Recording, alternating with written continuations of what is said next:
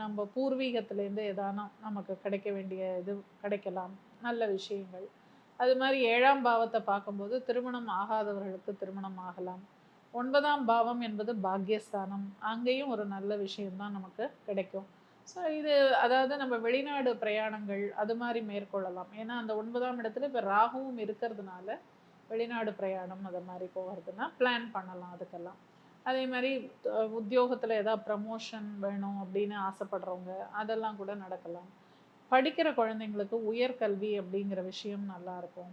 So அதே மாரி படிக்கிற குழந்தைங்களுக்கு பிரைஸஸ், அவார்ட்ஸ், ரிவார்ட்ஸ் கிடைக்கக்கூடிய காலம். ஏன்னா 5ஆம் பாவத்துல தான் எல்லாமே இருக்கு. பேரு, புகழ், பரிசுகள் இதெல்லாம் அங்க தான் இருக்கு. ஸோ இதெல்லாம் வந்து படிக்கிற குழந்தைங்க, ஸ்போர்ட்ஸ்ல இருக்கிற குழந்தைங்க, இவங்களுக்கெல்லாம் வந்து இது சிறப்பா இருக்கும்.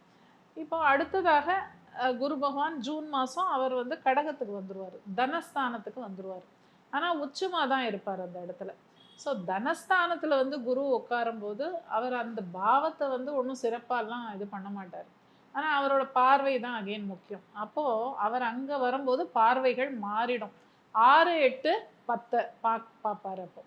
அப்ப என்ன ஆகும்னா, கொஞ்சம் அதுக்கு உண்டான சில சிரமங்கள் இருக்க தான் இருக்கும். 6ஆம் இடம்ங்கிறது நம்ம ஏற்கனவே பார்த்துருக்கோம் இல்லையா? நோய், நொடி, அவஸ்தைகள், நம்மளுக்கு கடன் இந்த மாரி விஷயங்கள்லாம் கொஞ்சம் நம்ம கண்ட்ரோல்டா இருந்துட்டோம்னா, சேஃபா இருக்கலாம்.